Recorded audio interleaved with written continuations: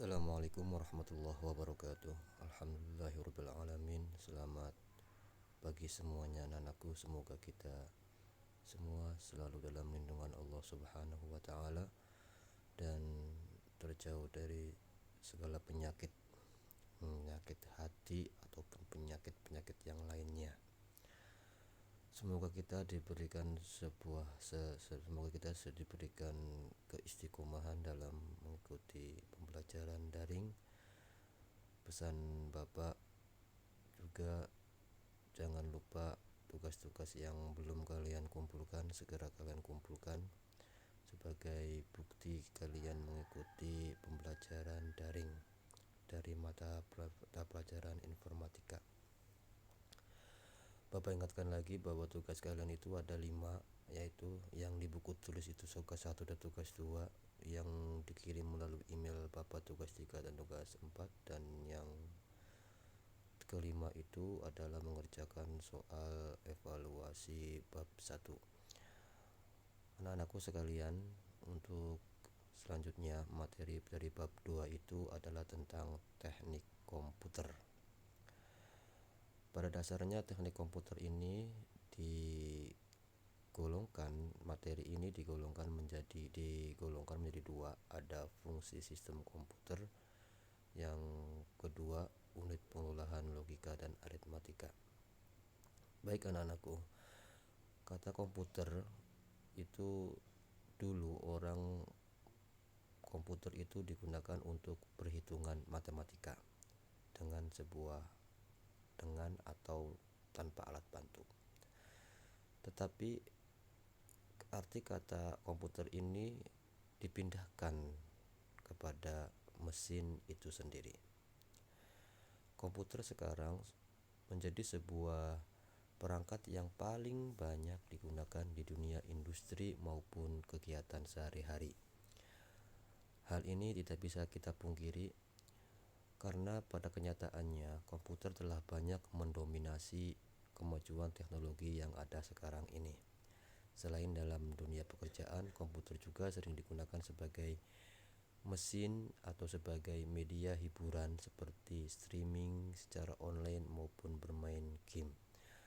Ataupun komputer juga sekarang digunakan sama kalian sebagai media daring. Itu juga termasuk sebuah kemajuan daripada teknologi. Anak-anakku sekalian,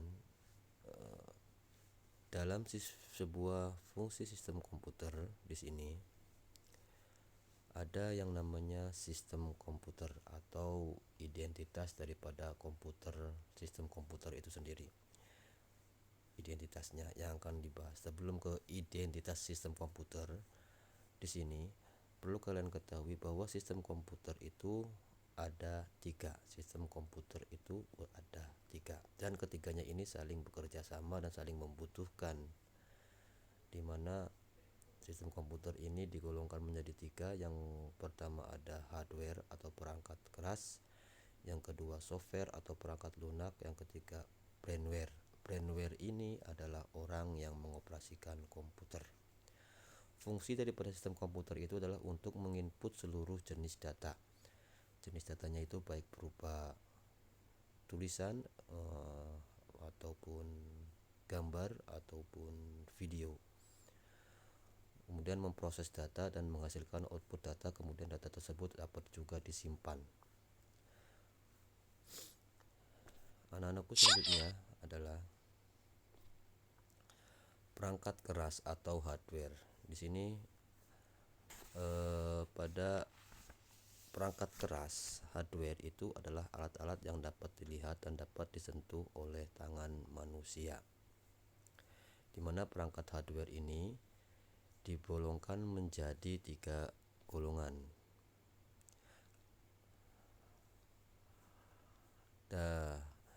Perangkat hardware berdasarkan jenisnya dan berdasarkan fungsinya digolongkan menjadi 4.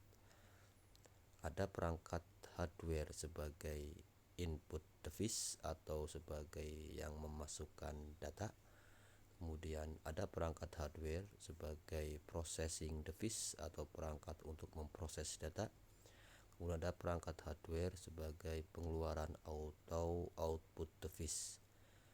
Kemudian ada juga perangkat hardware sebagai penyimpanan atau storage device. Contohnya seperti gambar yang tadi. Di sini ada beberapa perangkat hardware yang sebagai input device, output device, processing device, dan device storage device atau penyimpanan. Kalian perhatikan gambar-gambar perangkat hardware. Dari gambar-gambar tersebut ada perangkat hardware sebagai input device yang memasukkan data. Misalnya keyboard. Keyboard itu termasuk input device yang memasukkan data. Ya. Kemudian data itu setelah masuk diproses atau processing device. Hardware-nya apa? Perangkat kerasnya apa yang untuk memproses data? Untuk memproses data itu hardware-nya biasanya ada dalam CPU atau Central Processing Unit pada gambar sebelah kiri. Di dalam CPU itu ada yang namanya power supply, motherboard, processing, RAM, optical device, hard device, dan yang lain-lainnya. Nah, data diproses kemudian di output device kan, dikeluarkan data itu. Data itu dikeluarkan dengan menggunakan monitor atau layar. Nah, perangkat kerasnya adalah layar atau monitor, atau juga infocus juga bisa, atau proyektor, atau bisa juga speaker atau printer. Itu termasuk output device untuk mengeluarkan data. Kemudian data juga bisa disimpannya melalui hard disk atau misalkan flash disk. Kalau sekarang kalau kalian kenal itu adalah micro SD, memori kecil yang menyimpan data. Nah, itu adalah beberapa perangkat keras yang berdasarkan fungsinya digolongkan menjadi 4. Ada perangkat keras sebagai yang memasukkan data atau disebut dengan input device, jadi contohnya adalah keyboard, ataupun misalkan ada CD room-nya, DVD room, itu juga termasuk perangkat untuk memasukkan data. Kemudian data itu setelah dimasukkan itu diproses melalui CPU, Central Processing Unit. Kemudian setelah diproses dikeluarkan melalui monitor atau printer atau suara. Bentuk suara gambar, kalau bentuk suara berarti melalui speaker, kalau untuk gambar berarti monitor. Kalau pengen bentuk dalam hard file atau kertas itu biasanya dalam printer. Kemudian data setelah diproses dikeluarkan juga bisa disimpan, storage device, flash disk, hard disk, micro SD, itulah sebagai perangkat keras atau hardware untuk menyimpan data.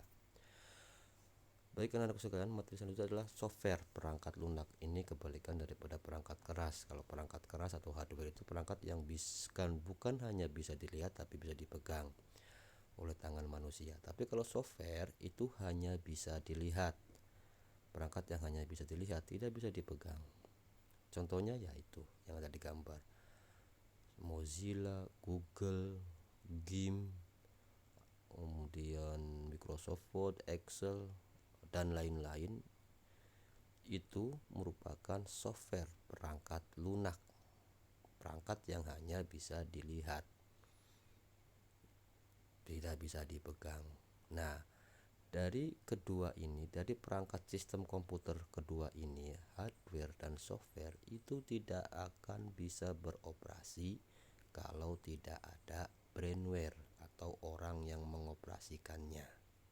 Maka dari itu, dari ketiganya ini saling berhubungan, saling berkaitan. Nah, ini disebut dengan sistem komputer. Sistem komputer tidak akan bisa berjalan kalau sistem komputer itu tidak memiliki identitas komputernya atau sistem operasinya. Biasanya ciri-cirinya ketika booting awal, proses awal ketika komputer itu dinyalakan, ketika booting atau HP itu ketika dinyalakan, itu akan menunjukkan identitas sistem operasinya digunakan itu apa. Kalau HP itu kan Android OS, tulisan muncul awal ketika booting awal, ketika HP itu baru dinyalakan. Nah, kalau komputer biasanya umumnya komputer itu banyak yang menggunakannya adalah Windows. Sistem operasi yang digunakannya adalah Windows. Nah, sistem operasi itu apa? Sistem operasi itu sistem yang mengendalikan operasi dasar daripada komputer itu supaya berjalan dengan semestinya. Ada beberapa contoh sistem operasi yang sering digunakan oleh user. User itu adalah kita yang menggunakannya. Seperti Windows, Linux, Macintosh, Symbian, Android OS ini biasa dipakai sistem operasi yang bisa dipakai oleh handphone atau HP, kemudian Mac OS. Nah, sistem operasi ini memiliki fungsi khusus. Ada 3 fungsi khusus daripada sistem operasi: sebagai wadah atau sebagai tempat instalasi suatu aplikasi atau software ya, mediator sebagai penghubung antara software dan hardware pada komputer, kemudian sebagai penerjemah bahasa program agar dapat ditampilkan ke layar monitor dengan kombinasi berupa teks maupun grafis. Nah, ini fungsi khusus daripada sistem komputer operasi. Jadi kalau tidak ada sistem operasi, hardware, software, firmware tidak mungkin bisa berhubungan dan tidak mungkin bisa berjalan tanpa adanya sistem operasi.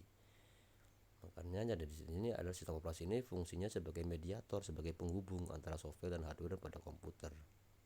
Yang menghubungkannya siapa? Ya firmware. Itu.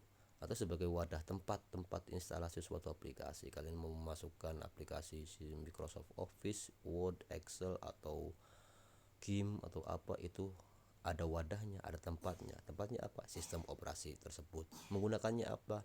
Android misalnya. Facebook masuk, kemudian YouTube, TikTok dan lain-lainnya itu bisa masuk. WhatsApp, misalkan Telegram dan IG atau apa, itu wadah daripada software yang menempati sistem operasi Windows, Android ya, kalau dalam HP itu Android, sistem operasi Android misalnya HP itu. Jadi sistem operasi HP yang digunakannya itu adalah Android OS misalkan. Ini sebagai wadah tempat instalasi beberapa aplikasi yang lainnya dan sebagai mediator juga, penghubung antara software dan hardware daripada HP tersebut. Kemudian sebagai penerjemah juga, sistem operasi ini yang menerjemahkan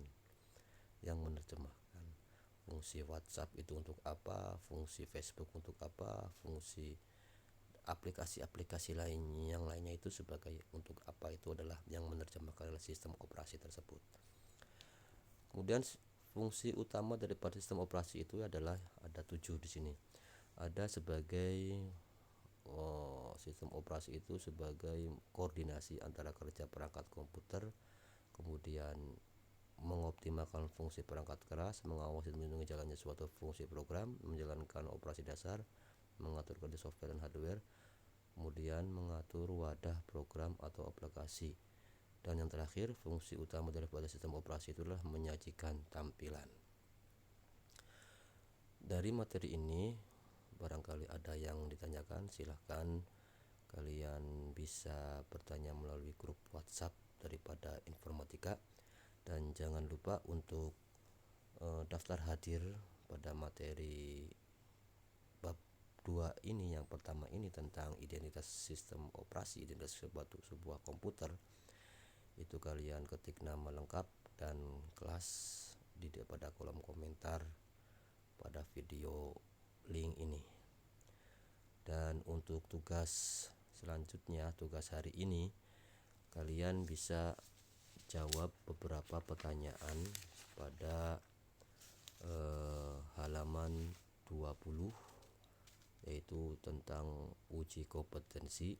5 pertanyaan itu silakan kalian jawab pada halaman 20. Terima kasih. Untuk pertemuan hari ini Bapak akhiri. Billahi taufik wal hidayah. Wassalamualaikum warahmatullahi wabarakatuh.